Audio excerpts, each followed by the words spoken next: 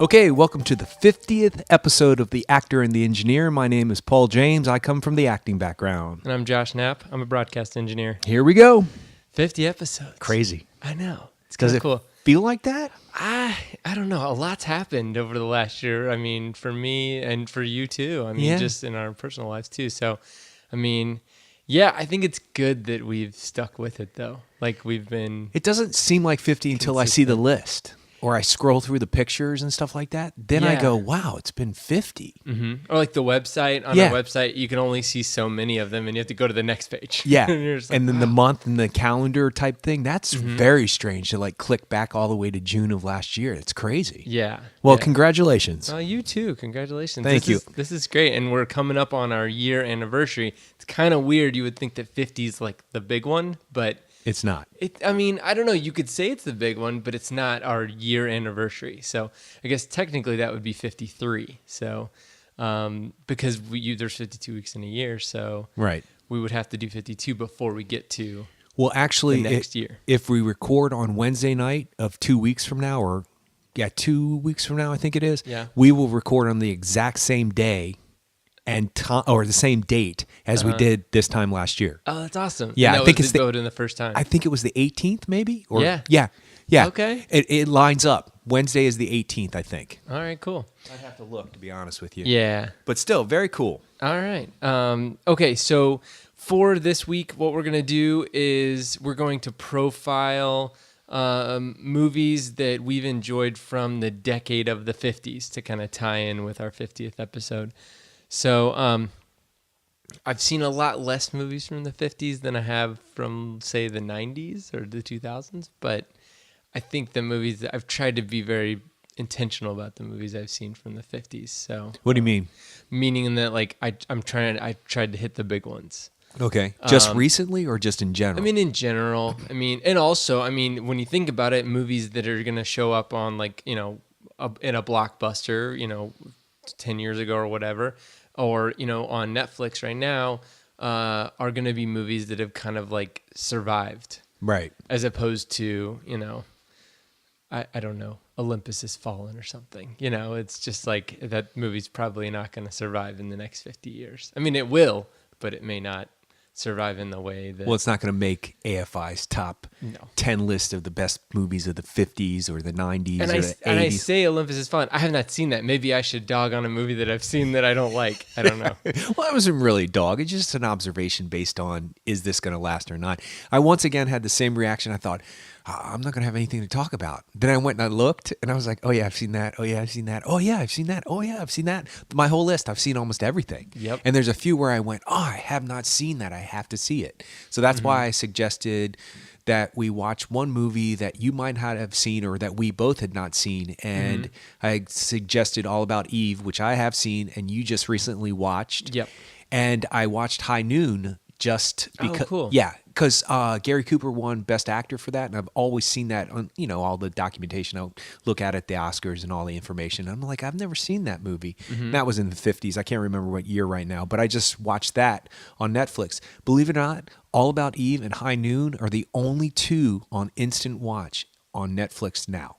Oh, okay. You have to rent, or you have to get the DVDs in order to rent almost any other one of these movies on my list. On your list? Wow. Yeah, which I thought was interesting. Well, I guess what is the big deal? Why don't they release more on Instant Watch? I don't understand that. What? It's licensing, it's money. I mean, they have to pay money. We've talked about that. Yeah, Netflix has to pay money to I mean, well, it's not that case. I mean, there's agreements. Some things, I'm guessing Netflix has to pay money for. Some things, it's kind of like I'm guessing that maybe Avengers, for example, maybe they paid money for Avengers, or maybe they said, that they would get, because there's really no reason for anybody to let Netflix show their movies because they're not getting, I don't know what their pay structure is, but they're not, I mean, the studios, the movie studios aren't getting money when you pay Netflix unless Netflix pays the movie studios for those movies.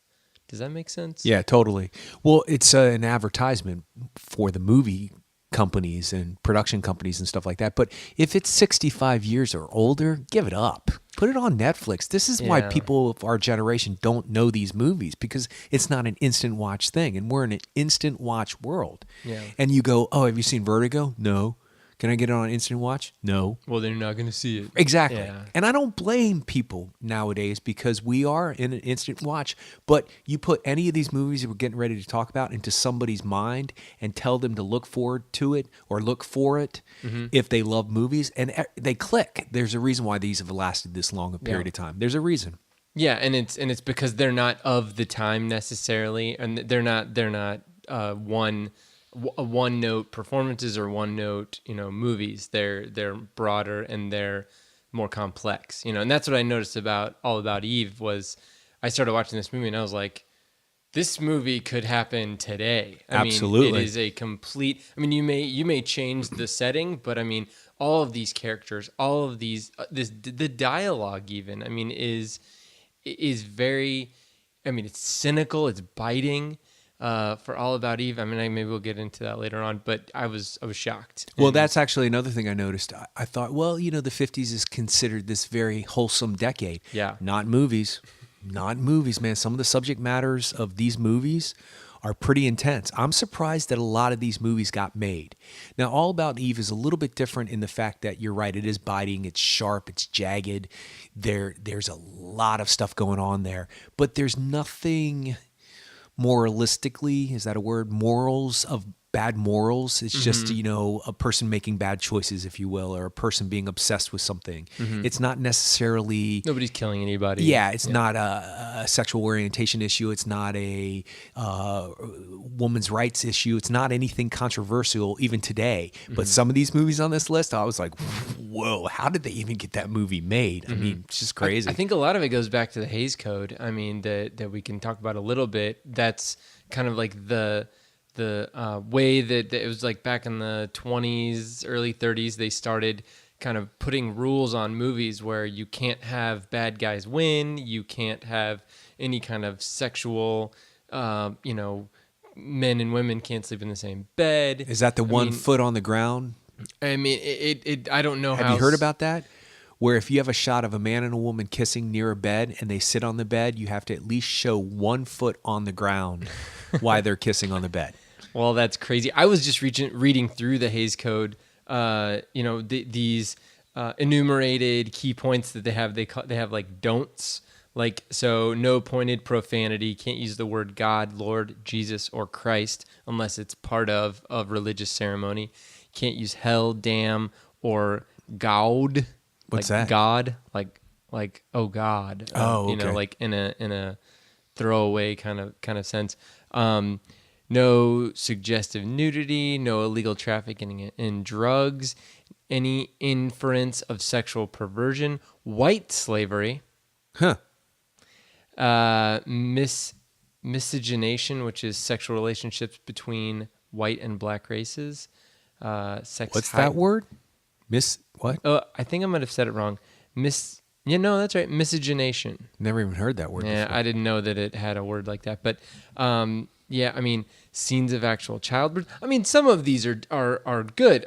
Children's sex organs. That should never be in a movie. Yeah, ridiculous. Yeah. So ridicule of the clergy. That's interesting because clergymen wrote this. Oh, okay. Yeah, that was Hays was a pastor, like a Presbyterian minister or something. So, and then, it goes on, talking about use of the flag. The ones that I think that they get caught up in are like, you can't, no sympathy for criminals. That's a very broad thing, but you can't have, like, the whole anti-hero thing. Can't have it. Yeah, Breaking Bad would never happen under the Hays Code because there's an inferred sympathy for a criminal. Well, Breaking Bad on a lot of that is a lot on that list. That's true. You couldn't get away with half that. So we live in a much better society when it comes to what that proves to me, though, is that you cannot. Repression breeds creativity. Exactly. Suppression breeds creativity. So when you tell people no, first of all, they're going to find a way. Second of all, they're going to do it in a very clever way that these people who wrote these rules aren't even going to know that you're doing it. Yep. And then when you see them 50, 60 years later, you're like, oh, there it was. But it was it was written so well because they had to hide it, which is ridiculous. But now it's kind of like they had X number of tools in their toolbox, and now we have infinite tools in our toolbox, and so now it's just a different type of filmmaking. You know, anything can happen. I mean, interstellar-sized anything can happen in movies nowadays, but back then they didn't have those types of things. So they're having to craft interesting and creative and intriguing storylines and characters that they don't have the benefit of having a T-Rex run behind a Jeep, you know, even though that's amazing and it's awesome and I love watching it. They don't have that, so they've got to be able to, you know, make things interesting with those sets of tools. So and I think a lot of these movies are that's talk about it that way. Another neat thing that I noticed was that some of these plot lines are very simple. When I was watching High Noon, I was like, wait a second, it's about a bad guy who's coming back to a town. No, you have not seen it, correct? I haven't seen it. But it has Grace Kelly in it, so which I didn't even recognize until the end. I was like, need to and see then it. I was like, is that Grace Kelly? And she's a little off in it. And maybe it's the character. I'm not sure she's that good in this. It's hard to tell back in the 50s. Does she have that like Connecticut accent? Like that? Yeah. Because that would be weird. She's Gary Cooper's they get married in the beginning of the film. So their age difference is significant. So they never even tap into it or explore why he's so much older and she's so much younger. Or maybe she's not supposed to be that much younger, but he is significantly older looking than she is. And, you know, that rule actually lasts to this day, that you can have an older guy and a younger woman and everybody will accept that. And the other side to that is the woman is a cougar. There's a label for it if she's older, that kind of stuff. Actually, Maggie Gyllenhaal just came out. Did you see that article where she was told, she's 37, she was told she was too young to play a 55-year-old man's love interest. And so she was like, wait, what? So, and actually, jumping a couple subjects, but about Schmidt, they made a big deal about that, Jack Nicholson's movie, because his wife, who is June Squibb? Yes, thank you. Before she got the Oscar nomination, all that other, they were saying how appropriate it was that she was that age, because that's the age he was and that's the age they would be together. So it was a neat thing to actually see a real couple. Anyway, back to High Noon. Here's as simple as the plot line is. The sheriff of the town is getting married. That's one of the opening sequences. He's getting ready to leave town. He finds out this guy that he put away 5 years ago, Frank Miller, I believe his name is. I think that's his name. The character's name is coming back. He's getting released. He went up north, and them Northerners, they're releasing him. You know, they wanted to hang him, but they're releasing him. So he decides to stay in town and fight this 4-person gang that's coming back into town to reap their revenge on this town. And it's basically one man standing alone. None of the people in the town want to stand with him. Nobody wants to take up arms against any of these people. That's the plot. That's it. Wow. And it's a very simple, subtle performance by Gary Cooper. Nothing about it would ring Oscar nowadays. Nothing. Yeah. It's a very realistic performance, though. He seems very genuine and very real. He seems like a person who can just walk off the screen. Everybody else kind of has that 50s melodramatic thing that eventually Marlon Brando got away from, and eventually, but Gary Cooper always had it. And he has it in this film. So I like those subtle, down-to-earth performances that win Oscars at Atticus Finch. Just not any overblown performances. Cry scenes is what I call them, screaming scenes. So it's an interesting movie. It's interesting to watch, but I'm wondering, would they make a film like that nowadays? You have 4 bad guys, and you really only see 3 of them, and the bad guy, the real bad guy, and it's done in real time. Starts at 10:30 a.m. and ends at noon. Oh, wow, that's cool. A little bit after noon, but it's about an hour and 35 minutes worth of a movie, and the clock is a prominent character in the movie. You see clocks all over the place. And it's interesting because it's so simplistic in its approach to telling the story that I'm wondering, what would it be like to make a movie like that nowadays? Not making a remake, but something as simple. And I cannot think of one film that we've seen over the last year that would be even close.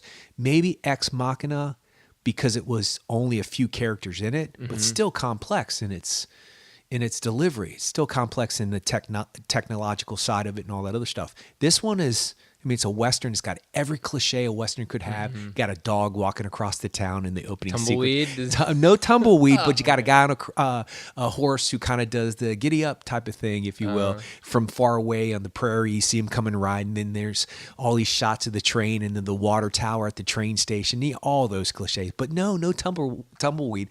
Actually... Yeah, no tumbleweed. There should be, though. Yeah. We should superimpose it with technology of today. Well, I think that the key to that would be figuring out how to increase the tension. I mean, when you have a real time type movie, I mean that's what those movies are about. I mean, I didn't see it, but there was that movie with Al Pacino, 88 Minutes. Yeah, I didn't see it either. Kind of in real time. I mean, we've seen Time Crimes, and that's somewhat in real time. Depending on how you look at that. It's real time for the character. Right. But for the particular strain of character of Hector that we go through with. But well, it's one day. It is one day. The beginning of a day to the end of a day. So that's technically real time. Yeah. What's that Johnny Depp movie where... Nick of Time? Yeah. Didn't see that one. Yeah, I didn't either. But so I guess one of our episodes has to be on real-time movies. Real-time movies. Yeah, we need to do that. Because we've done movies. Have we done movies in a day? I know that's on my list. One setting. One... Oh, yeah, in one room. In one room, but I don't think we've done... Movies in a day is that's a good one, too, I think, because, I mean, I can rattle off a couple of them just off the top of my head that I Well, really we have enjoy. Our next two podcasts. There we go. Okay. I wanted to talk about a couple of different directors, I mean, that were just kind of hitting it hard in the 50s. I mean, for me, one of my favorite Hitchcock movies were in the 50s. I mean, he started off with Strangers on a Train, which, have you seen that one? No, I know it, but okay. I've never seen it. They want to remake it, I think. They're remaking it, I think. Oh, that's interesting. Yeah. I wonder if the homosexual overtones will move farther into that, because there were definitely some of those between the two main characters. Yeah, between the two main characters. Okay. Dial In for Murder. Love it. And then after that was Rear Window. Love it. Catch a Thief. Never seen it. Vertigo, and then North by Northwest. That was all. I mean, and I think he had like a TV show in there and a couple other things. But I mean, of the ones that I've seen, like that is a packed decade for one. I mean, for one auteur, for one director who has like a singular vision, and he worked with multiple different movie stars, and he obviously had his favorites. He had Grace Kelly in Dial M and Rear Window. And Catch a Thief, actually. Yeah, which I've never seen that one. And it's fun, and I like Cary Grant too. I mean, so I like you him put too. those two in a movie together. I mean, yeah. And then the other one was Vertigo, obviously, right? And that was Kim Novak was the blonde beautiful, in that one, stunning. Yeah, and North by Northwest had Yves Saint Marie in it, right? Another blonde. So there's a trend, obviously. Yves Marie Saint. Yves Marie Saint. Is that right? Yves Saint I think Marie? you're right. I think you're right. I'll look it up. But Academy Award winner. Yeah. Yves Marie Saint. Eva Marie Saint. Okay, there you go.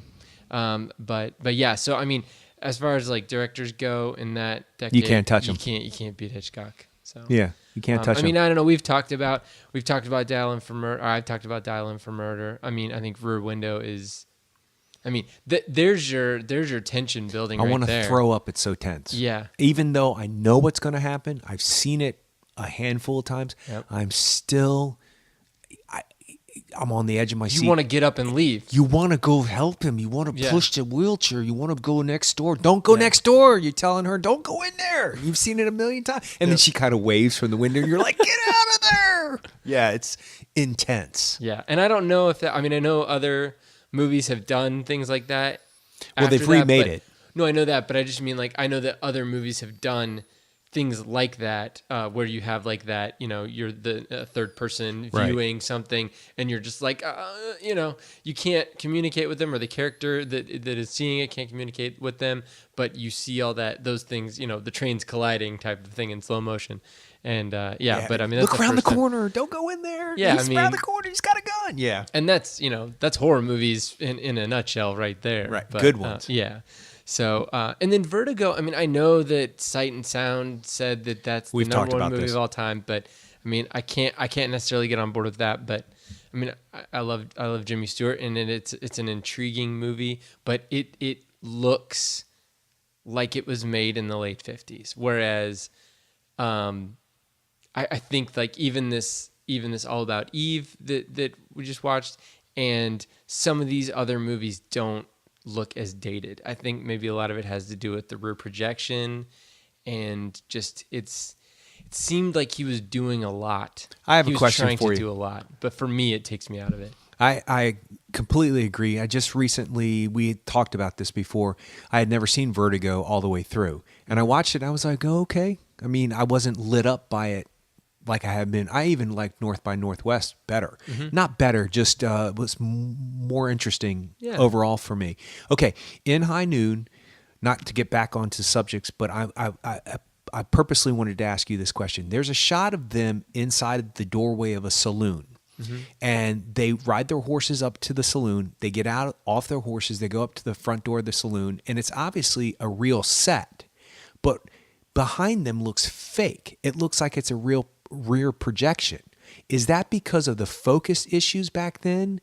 It looks blurry and it looks fake. It looks like when somebody like Quentin Tarantino does that fake backdrop in all his car sequences. It looks like that, but it's a real picture. So it may be a matte painting behind them. Like, I mean, Wizard of Oz is a perfect example. You know, they're in the forest. There's a live horse behind them, and the horse moves. So I didn't know. It could be reprojection then. Okay. They could have. They call those plates. They could have shot a plate. Usually it's for driving, like you said. Right. Somebody goes out in a car, hangs a camera out the back of it, and then they shoot people driving around in the streets. And then that film gets processed, and then they project that behind people in a car.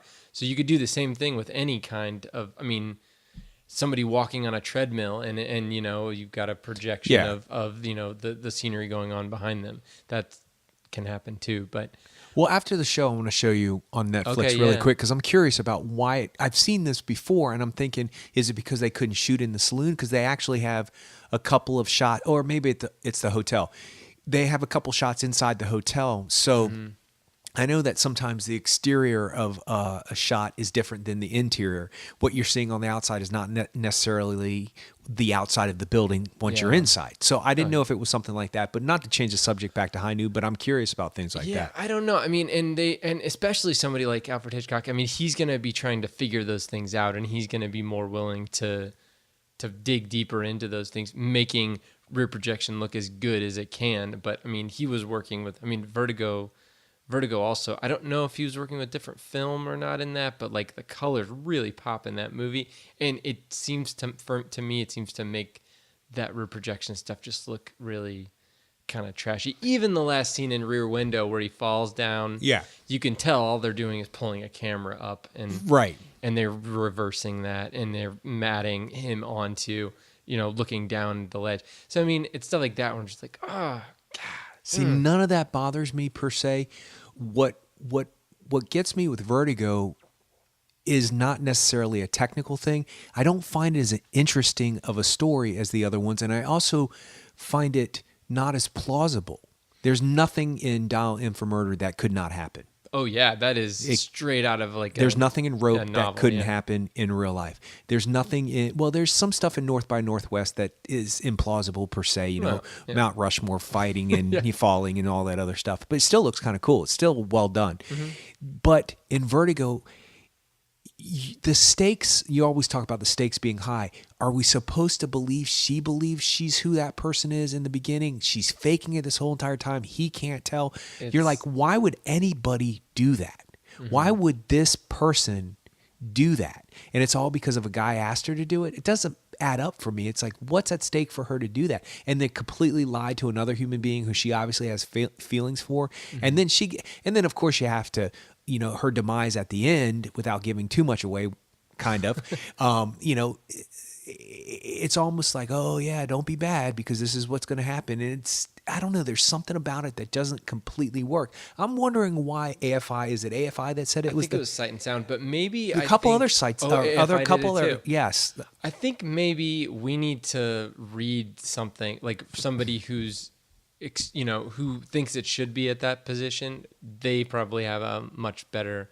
like case to be made for it. But if somebody said Dial In for Murder, On the Waterfront, Vertigo, or I'm sorry, North by Northwest, or any of these other ones that are on the list, if they said this was the number one movie, we would be like, okay, maybe not our favorite, but okay, we're okay with it. Oh, I see what you're saying. Yeah. Any one of those. Vertigo, I don't quite get it. That's tough. Did you get into any other Westerns, or did you look into any of those? Like, I mean, I've got on my list, the only one I've seen of John Ford's movies is The Quiet Man, but I mean, he did The Searchers, which is supposed to be one of the best, best Western, of all time. I've seen it. I mean, all of these are John Wayne, Rio Grande, Searchers, and Quiet Man. So yeah, I've never seen The Quiet Man. But I mean, it's good. It was a nice movie. But I mean, and I just, like I've said in the past, I feel like I just don't get into Westerns. But then I see movies like True Grit, and I'm like, well, I don't know why I don't get into Westerns. But that makes me want to go back and watch The Searchers, and figure out if I'm missing a whole genre, if I'm like completely didn't I give you a whole genre? To jump centuries, or decades? Didn't I give you Unforgiven to watch? One of your 5? Maybe. Yeah. One of my 5. Yeah. I've done a couple of them. Yeah, I just think it's one of those things where it's like, I've never seen a Fast and Furious movie all the way through. Mm-hmm. I know I'm going to enjoy it. It just doesn't call to me. So all these other things that really, that's all it is. It's not like you hate the genre. It's like if you put 2 in front of me, I'll probably pick the non-Western. Yeah, exactly. And that's just a preference thing, not a taste thing. You don't think they're bad films. And then once you see them, you're like, yeah. So, no, I don't know a whole lot about John Ford, and I'm not a huge Western fan, and I'm kind of on the same page. Once I watch it, I'm like, oh my God, I love that movie. But they don't call to me. But I saw a ton of them when I was a kid. A lot of the spaghetti Westerns and stuff like that. But was the 50s huge for Westerns? I think it was starting, I mean, it kind of like, it was up and down, and you have John Ford, and there were some Preston Sturges movies, but then you get kind of this like resurgence with the Wild Bunch. Okay, who did that? I'm blanking on it. I have no idea. Sam Peckinpah. God. He did a bunch. I mean, the Wild Bunch is good. I've seen that, but he did McCabe and Mrs. Miller, and he was like pulling in all of these different people. Bob Dylan, I think, was in that movie, McCabe and Mrs. Miller. So, or he was in, I don't know, he was in a different one. But anyway, so there was like a resurgence in the late 60s of Westerns. So, and then you've obviously got all the Sergio Leone Westerns, which I think were in the 50s too. I'm wondering why a certain genre is more popular in a certain decade than other ones. Like nowadays, it's all bets are off. But the epic comic book movie is a big thing nowadays. Yeah, the that's epic true. Adventure is the 60s for Leone. So. Okay, yeah. But you're right, though. I mean, there's going to be a time, 20 years from now, superhero movies are probably not going to be as big as they are right now. I mean, things go through phases, I mean, we're even in TV, it was like reality TV, late 90s, early 2000s. I mean, that was it. That was everything. And that now was on American TV. Idol has been canceled. Yeah, exactly. It's the beginning of the end. It's moving away. Thank goodness. Sorry, I had to give my staunch opinion about that. I'm not a big reality TV person. Yeah, but they're moving away from that and moving into to newer things, serialized TV and all that well, stuff. People are not at the water cooler talking about the American Idol finale. They're talking about the Breaking Bad finale that happened a year ago. They're still talking about it. And then you had all these episodic TV shows that have ended in our lifetime that people still talk about. They still do. The Wire is a perfect example. Yeah, and Sopranos, 6 Feet Under, they still talk about it in the best endings of all TV shows of all time. They talk about the 100 best characters of all time since Tony Soprano. That's true, yeah. So, I mean, have all these lists on Facebook. Yeah. They do lists. It's all about the list. Yeah, it's like people won't read articles unless it's a list. But one guy I think that could give Hitchcock a run for his money is probably Billy Wilder. In the 50s? Yeah. Yeah. Some Like It Hot. Yeah, and I mean, he's got just... The Apartment. Yeah, The Apartment was 1960. I was going to say. Barely. But now, that's an interestingly complex, really on the edge movie. Have you seen it? Yeah, I mean... It's about a guy who lends his apartment out to his business associates or his bosses so they can mistress, have a so they can have pad. Crazy. That's great. And then he hooks up with Shirley MacLaine, who is a mistress / we're not sure prostitute. Yeah, and then it deals with suicide. Yeah, I mean, she wants to kill herself. Yeah, it is a complex movie. But I mean, you got Sunset Boulevard is what he starts off the 50s with. Have you seen that? Yeah, she's something else. Yeah, I don't ever want to be in a room with her. Ever in any lifetime and in the next existence, whatever. She is the most uncomfortable feeling character I've ever witnessed. I mean, you just look at her and something's not right. Yeah, like if you were a little kid, you'd be like, "I'm running away." Well, and that's kind of it's a creepy movie, but it's not creepy because there's a monster under the bed. There's like a real live human monster person. And she's sad. It's infinite sadness in her eyes because she's out of time with what she wants to do with her life. And she understands it. Like yeah. what made her famous and what made her famous, but what made her popular is something that she can't recreate because of the nature of the industry that she was working in at the time. Crazy. And she can't get it back. And then right after that, the next year was Ace in the Hole with Kirk Douglas. Have you seen that movie? No, haven't seen it. You should see that movie. It is infinitely interesting to watch that movie in a post like TMZ and post, like this whole like not gotcha journalism, what would be the word? TMZ type journalism, where reality it's like, TV. Yeah, reality TV. Let's just soak it, let's just squeeze the story for everything that it's worth. I mean, Ace in the Hole, it's about somebody gets stuck in a mine, a collapsed mine, and there's a newspaper guy who goes there, and he's like trying to he's the liaison between the guy stuck in the mine and everybody else, and so he's got exclusive rights to the story, and so he's trying to milk it for all it's worth. I mean, he's trying to make it, his story and take ownership of it. And there's all kinds of things that happen. I mean, that's just the beginning of the movie. And then you start to see what happens after that and the lengths to which he's willing to go to make the story better. So it's sensational journalism, I think, is what we're looking for. Yeah. So it's the Nightcrawler of the 50s. Yeah, that's a perfect example. Well, your description makes me intrigued because people think when I say some things that I'm just reaching or that I sound a little cuckoo. I think that movies have predicted the future. Yeah. They predicted the future in many, many cases. We've talked about this before. And that seems like a precursor to everything that's happening right now. Be careful, people.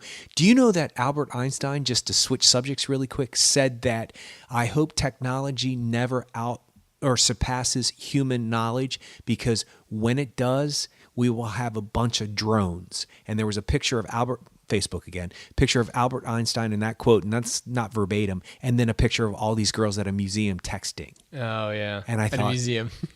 At a museum. Yeah, when there's all this stuff around them. Yeah, and we talked about Tilda Swinton, I'm jumping, but why she stayed in that glass box. Oh, yeah. She found it more interesting that people were willing to come and stand in line and look at her than to see all the other art in the museum. And I thought, oh, wow, that's great. But Albert Einstein was smart enough, obviously, to see the future. And I think that movies do that for us. Mm-hmm. I think you got to sometimes, and I think I know this is starting to sound metaphysical, but depending on your life, you can actually read the signs of the movies that come to your life as indicators of where your life might be going. I know that sounds crazy, but I believe music and poetry and art and movies do that for me. They are neon signs for which road I'm supposed to take. I know that sounds cuckoo, but it's true for me. Yeah. So that's what that sounds like. Yeah. Yeah. I mean, and, Ace in the Hole, you said. That movie, yeah. I don't, it's probably one of those you got to get on disc, Of course. And I don't know, maybe at one point it was streaming, but, like we said, it's some of these, it's tough to grab onto. But, after that one, he just going down the line. I mean, he did Stalag 17. Have you seen that movie? I love that movie. Yeah, me too. That's one of those Oscar-winning William Holden again, who won the Oscar for this. Oh, he did. Okay. And he won it for the anti-hero. You're never really sure what he's doing in that movie. Mm-hmm. He basically sits on the bed the whole entire time. Think about it for a split second. Yeah. Where does he go except for the ending and the beginning? Other than coming in and leaving, he's on that bed the whole entire time. They're trying to dig that hole. Think about it. Yeah. And it's one of those performances that gives me faith in the Oscars that makes me go, no, see, not all the good guys win the Oscars. This guy is, what is he? Is he the anti-hero? Is he the good guy? He ends up doing something good / something bad. You're never really sure where he's coming from. And he is the biggest jerk in the world. And that is a very 50s word I can use for him, because that is not the first word that comes to my mind. But yeah, I love that movie. Yeah. And do you know Hogan's Heroes, the TV show? Based. Yeah. Mm-hmm. It's funny how they can get such a long-running comedy out of such a really intense movie. Yeah, and it's very, I mean, you would look at it and I couldn't imagine pitching a show like that. It's like, wait, well, where do they go? I mean, I could see like monetarily, it's like, oh, you mean they're in a prison camp the whole time? Oh, so we only have like 2 sets? Great. But as far as like what they do and, you know, the character development and stuff, it's like, oh, they're just in a prison camp. You know, it's like, interesting how they can make a really heavy, complex movie into like movie light, diet movie. They did it. Alice Doesn't Live Here Anymore turned into Alice, about the waitresses. Mel's Diner. It's actually Mel who's in the movie is in the TV show. Yeah, MASH, which I actually think is a really good takeoff of the actual movie. I think the movie is a lot more goofball. Yeah, and they dealt with a lot more actual war issues MASH in that show great. Versus with the movie. Yeah, but Stalag 17 is great. Yeah, and then 2 years later he came out with Sabrina. No, the next year he came out with Sabrina. Have you seen that? Humphrey Bogart and Audrey Hepburn, William Holden. How could you go wrong? Yeah, just looking at the 3 in the poster makes me go, oh, I love it. Mm-hmm. Yeah, I have seen it. It's a sweet movie. Yeah, no, it's good. It's cute. Yeah, and then just like I said, down the line, I haven't seen 7 Year Itch, but I have. And it was good. I've seen it as a play and a movie, and I think it's interesting. I think it's worth exploring if you like movies. Mm-hmm. It's not going to save the world. It's not going to change your world, but it's definitely it's nice that the lead character, first of all, is not your average movie star looking guy. He's not. He looks like a real person. And then you have Marilyn Monroe, and you're like, wait. And there's a reason why these images have lasted this long a period of time. Her stepping on the subway and her skirt going up. There's a reason why, because it hits a note in our mind and it stays with us. I think it's like I said, it's not going to save the world, and it's not profound, but it's definitely worth seeing if you're a movie fan. Okay. Yeah, I mean, he just keeps going. Some Like It Hot, Love in the Afternoon, Spirit of St. Louis, I guess, was a Lindbergh. Yeah, I've never seen it. I haven't seen it either. In fact, I don't even know who played. Oh, it was Jimmy Stewart. There you go. Played Lindbergh. But anyway, yeah. So I mean, he's just knocking it out the park multiple times in the 50s. So yeah, I think Billy Wilder's definitely somebody who, I mean, if somebody was looking for good 50s movies, you could just point them to Billy Wilder and say, go. Well, you could say, do him Monday night, do Alfred Hitchcock Tuesday night, do him Monday night, and do it back and forth, because you could get a very cross section of the movies from that decade. Mm-hmm. I mean, because Alfred Hitchcock and Billy Wilder are not the same person by any stretch of the imagination, nor do they try to tap into any of the same subjects, but still intense in their own ways. Mm-hmm. Do you want to talk about Marlon Brando and On the Waterfront and all that? Always. I mean, we did a whole episode our first on one. It. Yep. Yeah. And how bowled over I was. And it seems like he kind of had his finger on the pulse of that, like, you know, young angst type thing. I mean, he did East of Eden. And then a lot of these other ones were, I mean, are they all plays? I don't even know. Was East of Eden a play? I don't know. I don't think On the Waterfront was a play. Okay. No, that Streetcar Named Desire was a play. Totally. And then I'm trying to think. Have you seen that? No. Okay. Here we go. Here's where you get really interesting in this decade when they remake Tennessee Williams' play. Okay. First of all, she is really off, Blanche Dubois. She's considered the Hamlet of female roles in the theater. Is that Vivien Leigh? It is Vivien Leigh in her second Oscar-winning performance, being Gone with the Wind being the first one. There is something really off about Tennessee Williams' plays. They are always about characters that you don't want to associate yourself with. The subject matter's really dense and intense. Now, for some of the movies, and I think did Cat on a Hot Tin Roof, I think that came out in early 60s, but Streetcar Named Desire and what's the other one? Oh, Suddenly Last Summer. Okay. Suddenly Last Summer is about a woman, Katharine Hepburn in the movie, who's trying to get a doctor to diagnose her daughter-in-law as crazy so she can have a lobotomy because her daughter-in-law witnessed something. Oh no. This is crazy. It's a crazy plot line, storyline. Oh. And this took place in the 50s. Elizabeth Taylor, Montgomery Clift, and Katharine Hepburn. And I think that it's a 3-person play / 3-person movie. Now, there's other minor characters in the movie, but the reason why, and I tell people to search this out because when I tell people, because people go, tell me, I don't care if you were in the movie. And I tell them, they go, that's no way that happens. And I go, yes, it is. When you find out why she wants her daughter-in-law to have a lobotomy. Yeah. Think about it first. Just Oh, right no, I beg your pardon. She's her niece. And Montgomery and the Katharine Hepburn's son is her cousin. I think that's it. And anyway, Katharine Hepburn wants Elizabeth Taylor to get a lobotomy because she witnessed something that she doesn't want anybody to know about. Jeez. And what she witnessed is crazy. Like, what's it called again? It's called Suddenly Last Summer. It's nuts, dude. There's a reason why they keep repeating these plays over and over again. I would call Tennessee Williams the Shakespeare of our century. No doubt about it. His dialogue is so rich and so interesting. Now, like I said before, they changed Cat on a Hot Tin Roof, the ending specifically for the movie, which I think should have never been done. And Tennessee Williams has openly said, or did openly say, I am not in agreement with what they did with my play. It's not okay with what they did. And they downplayed some homosexual overtones and things that are there in the play that are not just left up for interpretation. They're there. They tone them down for the movies. Suddenly Last Summer, not at all. And Streetcar Named Desire, not at all. It's almost word for word script-wise. So definitely something, and especially the 50s. Nowadays, I think it would blow people's minds if they saw these movies.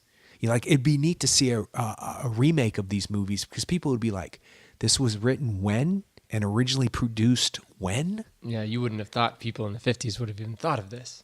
Or even, and they were hits. Yeah. Like people went to see these movies. Wow. So they were having these kind of, pearl necklace, apron wearing husband coming home with suitcase or briefcase and honey, I'm home. What's for dinner? Kind of Pleasantville lifestyles. And they're going to see these kooky movies. And I mean that as out of respect, not disrespect. Yeah. Because it's intense what these movies are about. So it is something, when you see it, you're going to be like, wait, what? She did what to what to what? Another movie that Elia Kazan did that I've heard a lot about is A Face in the Crowd with Andy Griffith. I've never seen it. It's, I mean, just the description, a hobo becomes an overnight media sensation, but as he becomes drunk with fame and power, will he ever be exposed as the fraud that he's become? What does that sound like? Kim Kardashian. Well, yeah. She's not a drunk, but she's sort of But there's no reason for her to be famous. Other than a sex tape. Yeah, which she released. But yeah. Her mother released it? Released it. That's even worse. Or managed the release of it. You didn't know that? No, I don't. I try not to spend enough time. Now I don't feel so cuckoo for Cocoa Puffs saying I think movies predict the future. This is what Face in the Crowd is about. Mm-hmm. Yeah. So I mean, it's amazing that they're predicting things that are happening. 45 years later. They're saying, be careful. It's coming. Be prepared. Yep. And if you need a history lesson, go back and watch these movies because it can happen, and it is happening. Fascinating. Yeah, and I mean, I've got Akira Kurosawa on my list. Yeah, I have Rashomon on my list. Yeah, that was made in the 50s. That's like 1950 though. That's crazy. Did you feel like it was later or earlier? it just seems so, I don't know, it seems so dense and so rich and so intense and so complex that, I don't know, my mindset of what I think a stereotypical 50s person, and this is... Would enjoy, you mean? Yeah. Well, not only would enjoy, but would think of. I guess I don't know. I think we're kind of getting smarter and dumber as a society all at the same time. We're definitely more enlightened on a lot of issues, and it's a more accepting world now on most issues. The idea of legalizing marijuana was not even a conversation you and I could have on a podcast back in the 50s, probably. They would have been like, cut them off. Yeah. So the idea that Rashomon is about somebody's interpretation of a pretty horrific situation and what they took from it, and how eyewitnesses' accounts are really not that great, and how he tells it in, 3 stories? 3 different stories. It's exactly the same, but exactly different. It's fascinating to me. It sounds like something Christopher Nolan would come up with. It sounds like something, doesn't it? It sounds like an Inception plot line. Or just, but the big thing is to show how it doesn't matter necessarily what even happens. It's how people perceive the event.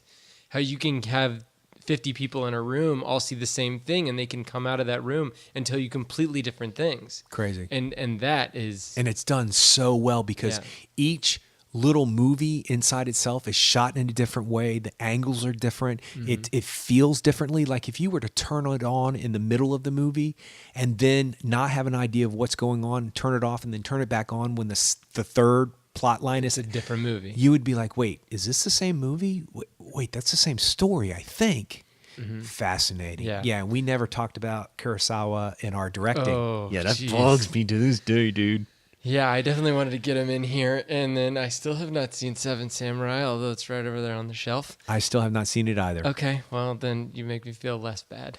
Yeah, it's on my list too, and it's on the list of the 50s movies that I need to see. I need to see this movie. And I saw Throne of Blood. I've never seen any Macbeth plays or any movie. Actually, I did see Scotland, PA, which is it's a weird movie. We can talk about it later, but it's based on Macbeth, and Throne of Blood is based on Macbeth, but it's Macbeth in samurai times, like what do they call it?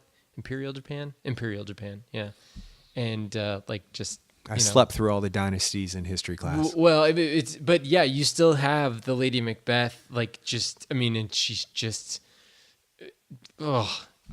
she's ominous, and she's over everyone, and just. And that storyline was written how many years ago? Years before that. Oh yeah. And then we're still telling that story. So there has to be something in our consciousness, subconscious, that makes us attracted to that story. What is it about that woman? And it could be a gay couple. It doesn't matter whether or not it's a man and a woman. It's not specifically because she's a woman. It's what she chooses to do to get him to power is nutso. Yeah. There's a couple other ones, Sanjuro and Yojimbo. Those are kind of like pairs, and they came out one right after the other. It's been a while since I've seen them, but it's I think it's kind of like his lead up to those are later on. Never mind, those in the 60s. We can't talk about those. Well, we can, but I'm wondering how popular were his movies in the 50s in the United States? I don't know. He wasn't really appreciated until later on, because then Spielberg and Lucas and all those people come out and say. I think some of those, I think that that's exactly what you're talking about, is that you have people going to kind of art house cinema theaters watching these movies, and those people in turn made movies, kind of like Francois Truffaut was a critic, and then he started making movies. Francois Truffaut was so into movies, and he just took in all these movies, and then he turned that around and started spitting out movies. Same with Tarantino. Thing. Yeah, that's what we should do. We should. Well, we can start, I guess, but I think that I have heard that Hidden Fortress, which came out in 1958, was a Kurosawa movie. That there's a storyline in there that I haven't seen it, but there's a storyline in there that George Lucas directly credits for a storyline in Star Wars. I think it was the Luke Skywalker storyline, but really, yeah, I mean the Luke Skywalker storyline's pretty generic. Sure.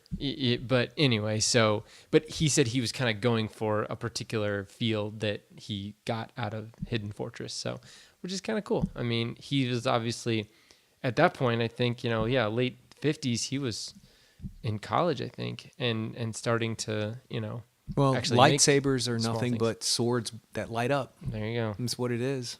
Yep. Kurosawa is another filmmaker that, he didn't stop in the 50s. He just kept going and had some. Okay, so one of our next episodes will be we need to watch 3 of his movies that we have not seen. Okay. And, Seven Samurai, obviously, is at the top of it. And then we can have a whole show on him. We did a whole show on Inuyuritu. Yeah. And we talked about him on the directing episode, did. but not Kurosawa. So, yeah. So we'll dedicate a whole show to him because he is important if you are into movies. Kurosawa is important. And you're going to see it's undeniable. You're also going to, this is what we're saying, is that you're going to see his influence on other filmmakers too. So it's neat to move backwards love that. And then see where people are getting some of these things. So I'm going to bring him up again, Stanley Kubrick. Okay. Path of Glory. Paths of Glory. Paths S with an S. Of Glory. Yeah. Okay. And then The Killing, which for some reason has been just in my craw, I guess, that I feel it's such a cool movie, and I don't know, maybe it's because I think they just recently Criterion just recently released it on Blu-ray, and I it's just in my head, maybe not in my craw because it seems like it's a bad thing, but it's just in my head, like I really want to see it again. I think The Killing's on Netflix, and I've got Paths of Glory, so. But there are some arresting scenes in those movies, and especially in Paths of Glory. But yeah, there's not even any reason for me to tell you about it because you just need to see them. I mean, I'm not going to convince you to see them because hopefully, them being Kubrick movies. It's about time. That's all it is with me. No, and that I think you'll enjoy both of them, but for different reasons. I mean, The Killing is more of like a pulpy, heist movie, and Paths of Glory is a kind of a measured, movie about war and about responsibility and the hierarchy, like the structure of the military, and even of like you could even translate that to any kind of a job where you have supervisors and people underneath those supervisors. I mean, it's these men are asked to do something, and they have to decide whether they want to follow orders or whether they want to go with what they feel is right. And so when you said there were arresting scenes, did that mean be challenging for the decade or just intense for the situation? There's a scene at the end of Paths of Glory that has many meanings, and it's so complex that. I mean, and I won't even tell you the coolest part. I may have already even said it. Is this with the singer? Yeah. Yeah. Yeah. Who actually turns out being... Right. Stop. Yeah. Okay. Just stop. I don't know what you're talking about, and people don't know what you're talking about. But we talked about it in the music Well, episode. Not only that, but it's on that documentary about Kubrick. That's right. The Eyes Wide Shut documentary, no, it's the Eyes Life Wide in Pictures. Oh, right. Yep. Exactly. Mm-hmm. So. Yeah. So there you go. And speaking of Kubrick, I did see that Room 237. Is it 237? Yeah. I did watch that documentary. Did you like it? The hell is that? Oh, it's What's the fun. deal? No. What's the deal with all those things in it? You can say these people have way too much time on their hand to notice Indian logos on the side of things, but it's there. Okay, Room 237 is a documentary about 5 people's theories on the meaning of The Shining. And they're all completely different. That's right. And they're all cuckoo for Cocoa Puffs. Totally. But once you see the shots in the movie, you go, wait, it is there. So what is it? But I think this documentary... 33 cans lined up in a row, and you go, no, there is not. And then you go, yes, there is. I think this documentary shows you that logic is not always sensical. Like, logic doesn't always make sense. Just because it's logical doesn't mean it makes sense. and these people have a Isn't that the exact definition of logic? No, you have different streams of logic. Okay. But you can disregard other things. But I think when something makes sense, like to me, if something makes sense, I take in like all of my experiences as a human being and I say that makes sense or that doesn't make sense. But I can separate myself from that and say like, with these parameters, with these constraints, this is logical. Like, however somebody gets to that conclusion, which is that Stanley Kubrick says something about Native Americans and the war against Native Americans or something. Well, when you're watching it, you go, okay, yeah, right. Okay, you're looking for something, you're reaching, and then they give you the examples of the things that are in the movie, and you're like, why is that there? But it's logical. But why is that picture on that wall right there? Why are those cans turned exactly? I mean, and we don't all know, but you and I know that Kubrick is meticulous. If it were any other director, this movie would not make any sense. It's a happenstance. Exactly. It's a coincidence. But with Kubrick, you know exactly everything in the frame was on purpose. There's not a thing out of place that he didn't have or tried to reach in his mind's eye to get on screen. So the reason why those cans are turned that direction with the Indian on it. And as soon as she says that, you're like, come on, lady, you're reaching for it, but then you see the shot and you're... I think this goes back to what we were talking about earlier, where you get, it's the Rashomon thing. You get 50 people in a room, they see the same thing, you pull them out, they each take something different out of it. True. Because of their own experiences. So I can look at something and say, like, I totally see why you are going down this road, but that doesn't necessarily mean that it is correct.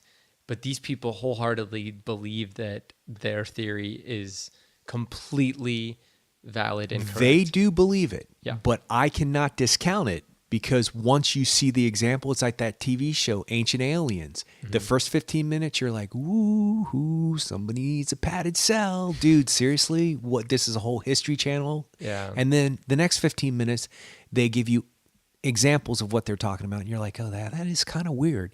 And then the third 15 minutes, you see all of this rationale of why would a human being do this who didn't have the capabilities of flight back then. And you go, wait, what? And then by the end of the last 15 minutes, you're like, yep, there've definitely been ancient aliens on this planet. You're convinced because of all the evidence. And whether or not it's true or not, in your mind's eye, you're like, that has to be the answer to everything because it all adds up. It's the same thing with this. But back to Kubrick, because that's what this show's about. Yeah, I need to see Paths of Glory. I've been wanting to see it for whatever reason. I just haven't. So I'll get to it eventually. Yeah, I want to see all of his movies, and that's not hard to do with him because there's very few. Yeah, there's a select amount. I think some of them are kind of hard to get. Killer's Kiss is maybe difficult to get. That's one of his first ones. I'm sure you could find it somewhere. I think so. Somebody's got. You could go on eBay and find it probably. Yeah, probably. But yeah, I mean that one I haven't seen. But I think that's probably the only. I think. No, there's another one, Fear and Desire, which he hates. He does? Yeah.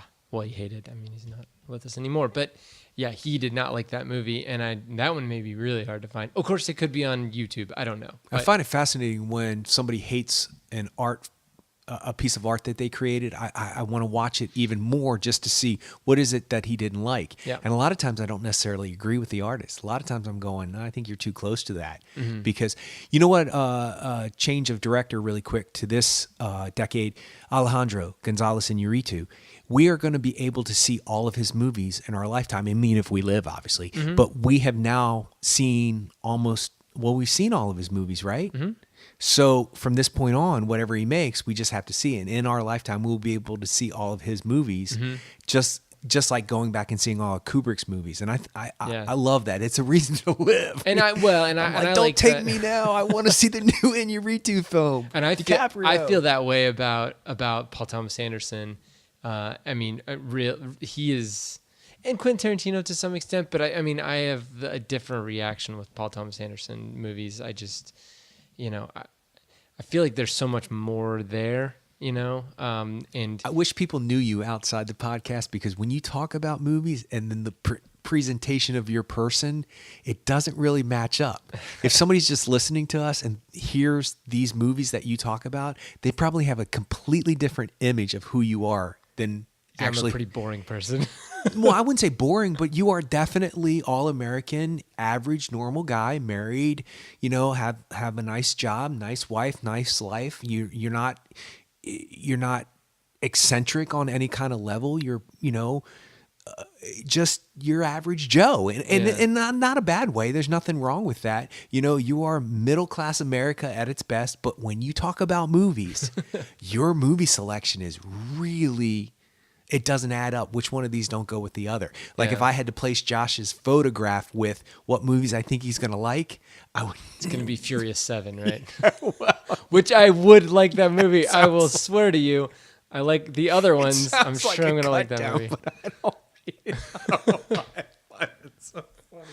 I just think it's cool. I think it's cool. You are right in the middle of contradiction is where I'd like to be. Sam Shepard said that. And I think you fit right there. I'm tearing up. I'm laughing so hard. But I think that says something about who you are as a human being. Your life is this way, but your mind and your soul is a whole separate thing. I am tearing up laughing. Well, but we use. I mean, you can use music or movies to get out of yourself or to get out of whatever you're in or whatever you're going through, or to explore different situations. I mean, movies are a very safe way to explore many different situations. Yeah, that's true. I'm never gonna rob a bank, but I can watch a movie and see somebody rob a bank. And I'm not saying that I even have an impulse to rob a bank, but I'm interested in how that works. Also, I mean, we've talked about film and how it's so unique in that it brings together many different disciplines, many different artistic disciplines in one thing that is the closest thing to life. I mean, the next thing would be virtual reality or holograms. I mean, like, imagine having Marilyn Monroe in your living room, right in front of you as a hologram, or Scarlett Johansson or Elizabeth Olsen. Let's hope you're predicting the future. Because, well, first of all, that's maybe not. I just thought of Ex Machina. Never mind. Take it back. Take back. But still, I mean, that's I think the next thing that would be able to get. I got what you're saying. Transcend what movies offer us today. So. Okay. What else you got on your list? Well, we've talked about quite a few, but now we've kind of get into the touchy-feely stuff, if you will. I've got a movie called Imitation of Life. Have you ever heard of it? Lana Turner. I think it's 1959. Tearjerker of all tearjerkers. Yeah. It's about a Caucasian woman and her daughter. They have an African-American maid that works for them, housekeeper that works for them. Her daughter, the African-American maid's housekeeper's daughter, is very light-skinned and passes as Caucasian in society. Okay, and so it's kind of hard to talk about it in terms of politically correctness because the movie's not technically, but the white girl and the black girl go to school together and nobody knows the difference. There's a scene where the African-American housekeeper mother shows up to bring the young black girl who passes as a white girl her lunch, and she kind of cowers in the back and doesn't want anybody to know that this is her mother because she's passing for a white girl. And obviously in that period in time, it was a lot easier to pass as a white person than a black person for all intensive purposes. And then what happens at the end of this movie is I think I just discovered the movie that made me cry for the first time. I think this is it. Now that I'm thinking about it, I think it's the movie that unlocked that side of me. I think if not, I'm going to say it's this movie because it unlocked an emotional, cathartic release that I don't think that I had up to that point in time. But it's definitely got some sappiness to it. It's been remade 3 times, I think. And this is the 3rd version of it, I think. And they've been talking about for 20 years now, remaking it again. Oprah Winfrey as the mother, Halle Berry as the daughter, all these different varieties of people to do this movie again because it's such an interesting storyline. And it's definitely melodramatic. It definitely has that over the top, I won't go in there, all those moments that happened back before Brando took the screen or while he was taking the screen. So it's just one of those movies. It would be nice for you and Steph to sit down and watch it. It's touching and it's soul stirring and it's an interesting, you're like, oh, no way. Is this really happening? Come on now. So it's nice. It's nice. So, and then to switch gears to, we talked about Born Yesterday before with Jennifer Holliday, who won the Oscar, and she plays the kind of ditzy mobster girlfriend. And then she figures out, William Holden again, figures out through him helping her learn more about life, what's really going on. She's got this really high-pitched voice, and she's really kind of ditzy and airheadish, but there are these zingers and these moments and these jokes in it. She did the play on Broadway. I think she won the Tony and the Oscars. I think she's one of the only actresses in film history to win the Tony and the Oscar for the same role. Wow. And, the movie's called Born Yesterday because obviously it's a take on her not being of quite, not quite witty, but it's almost like she was born for this role. Her voice has got this thing about it. Yeah. It's grating, high pitch. Yeah, it is. But then it's like anybody. I don't think first impressions are necessarily lasting impressions. You hear about that all the time. Be careful of how you present yourself the first time because it lasts forever. I don't think that's necessarily true. Mm-hmm. First of all, my best friend of 30 plus years, he and I did not get along the very first time we met, and we've been friends for 30 plus years. So that's not necessarily true for me, but it's almost like the voice and the attitude that she gives off in the beginning that could grate on your nerves actually works to her advantage in the future, in the later on in the movie. And then you're rooting for her. And then when she does these zingers and she's too smart for her own good by the end of the movie, sort of. Mm-hmm. And then she wins the day, if you will. And it's not like this isn't the plot line for almost every movie in the 50s. It's not like happy endings are a surprise for movies. But the way that she does it is hilarious. And she won the Oscar. So I think it's one of those movies where it's not got this great cry scene or this scream scene that I'm always talking about, this Oscar-winning moment. It's a consistent character where you're like, if you saw her in real life, you might not buy into it at first, but there's something she does that convinces you this person is real. So it's something to watch. The other thing that I had on we talked about most of the other ones on my list, but I wanted to mention The African Queen again, 1951, which I didn't realize it was so early on. It's in color. I think of it as later. I do too. But I've not seen it. Because Humphrey Bogart looks so old in that movie. And I think that's on purpose because he plays a drunkard. He won the Oscar for this. I think Katharine Hepburn was nominated but didn't win. It's a fascinating story. I mean, it's two people on a boat. Would they make it nowadays is the question. How much more would they have to add to it is always the question. But it's one of those ones that we've talked about before that you have not seen that I would highly recommend. So I think that's it. I think I've got everything else. Singing in the Rain just popped up in my head. Oh, that's great. And it is in the 50s. So, yeah, I mean, I don't know, it's kind of about a different time and all that. But yeah, it is a great movie. There's a reason why it's a classic. Yeah. And then when you watch it, you go, oh, this is the reason why. I mean, it's infinitely watchable. Yeah. And if you like movies, and even if you have nothing better to do on a rainy Saturday, pop it in. I don't care what decade you were born in, you cannot not love that movie. Mm-hmm. And if you don't, then you're one of those too cynical. Well, no, you're one of those haters on Twitter who doesn't have anything better to do than just hate because they're locked in a room by themselves and they don't like their life. Yeah, there you go. Let's hate the haters. Well, the other movie that's on one of the other movies on my list to try to change it back to a subject we were talking about is Harvey with Jimmy Stewart. I haven't seen it. He talks to a gigantic rabbit. Okay, now who would have thought that movie would ever been made in the 50s? Is he crazy? Is he not crazy? He's the most sensible person in the room. You're never sure. It's unsettling. And I'm a big Field of Dreams fan. Yeah. And that's the movie the little girl's watching when they're having breakfast that one day. Cool. And she's like, don't turn that off, Daddy. It's funny. And he goes, trust me, it's not. Do you know that little girl is in a bunch of stuff? I told you that. You did. I told you that, right? Yeah. Gabby Hoffman. Okay, yeah. She's on Girls, Transparent. She's been in a ton of things just recently. She's been in a bunch of movies. Yeah, she was Reese Witherspoon's best friend in Wild. She only had 2 scenes, but that's her. Yeah. Golly, I love her in Field of Dreams too. How do you feel, honey? Stupid. I love that movie. When she chokes on the hot dog. All right. Well, I'd say we've done a nice shotgun smattering of movies from the 50s. And I just think it's evident, and I don't want to be choking on a hot dog being my last statement to make, but I just think that I just heard that in my head. I think that it's proof positive that it doesn't matter the decade.